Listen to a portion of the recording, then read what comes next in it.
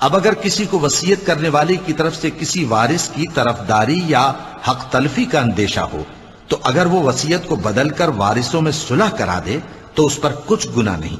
بے شک اللہ بخشنے والا ہے، رحم والا ہے۔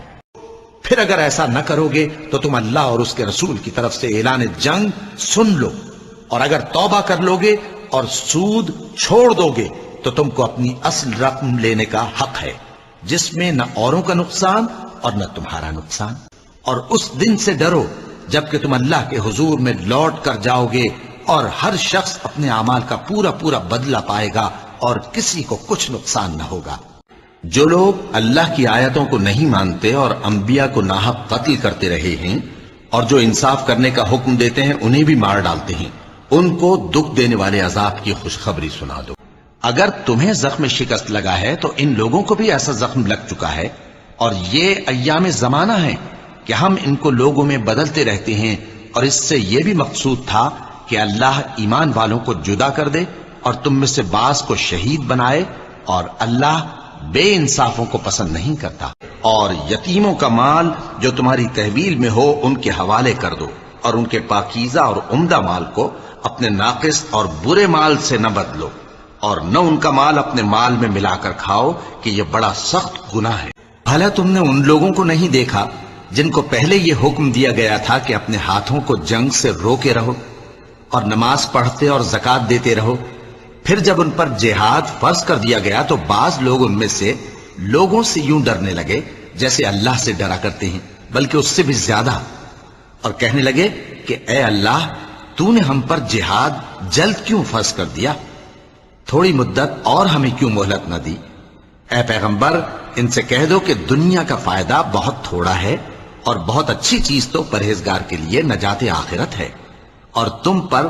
دھاگے برابر بھی ظلم نہیں کیا جائے گا۔ اللہ اس بات کو پسند نہیں فرماتا کہ کوئی کسی کو علانیہ برا کہے مگر وہ جو مظلوم ہو،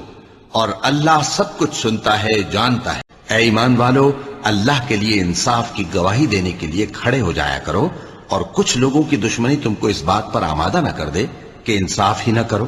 انصاف کیا کرو کہ یہی پرہیزگاری کی بات ہے، اور اللہ سے ڈرتے رہو، کچھ شک نہیں کہ اللہ تمہارے سب اعمال سے خبردار ہے۔ کہو کہ لوگو،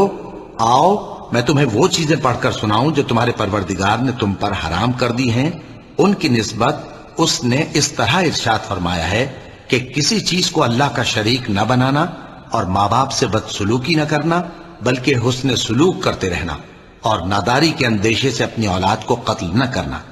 کیونکہ تم کو اور ان کو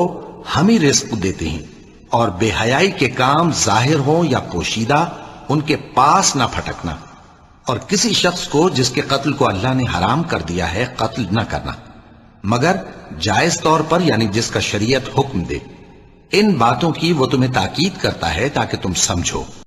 کہہ دو کہ میرے پروردگار نے تو انصاف کرنے کا حکم دیا ہے، اور یہ کہ ہر نماز کے وقت سیدھا قبلے کی طرف رخ کیا کرو،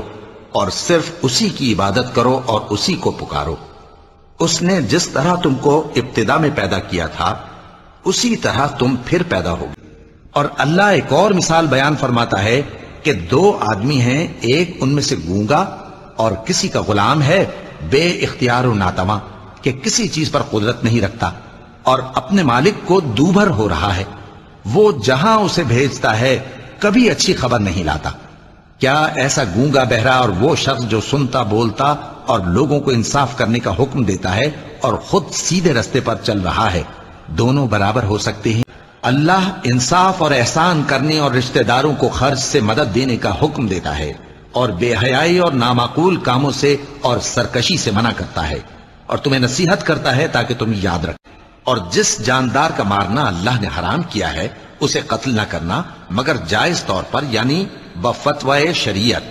اور جو شخص ظلم سے قتل کیا جائے، ہم نے اس کے وارث کو اختیار دیا ہے کہ ظالم قاتل سے بدلہ لے، تو اس کو چاہیے کہ قتل کے قصاص میں زیادتی نہ کرے،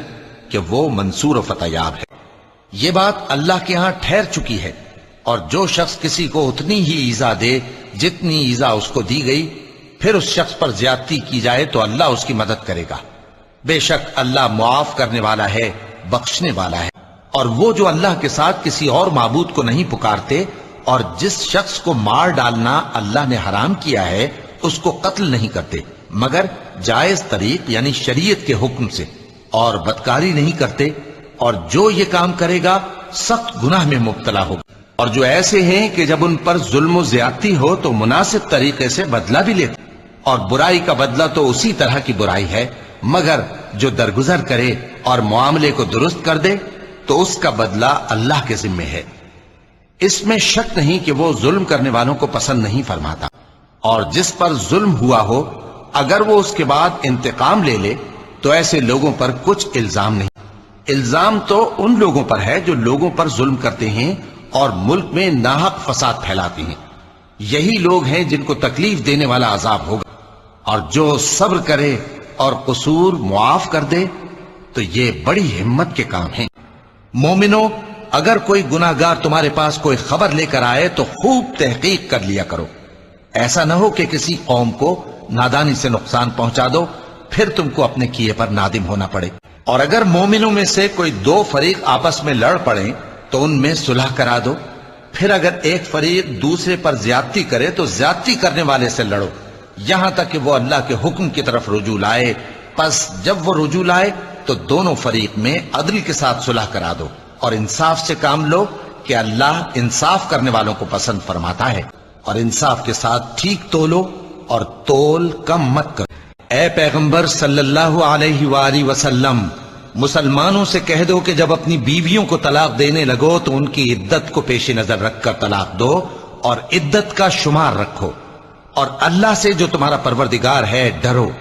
نہ تو تم ہی ان کو ایام عدت میں ان کے گھروں سے نکالو اور نہ وہ خود ہی نکلیں، ہاں اگر وہ کھلی بے حیائی کریں تو اور بات ہے،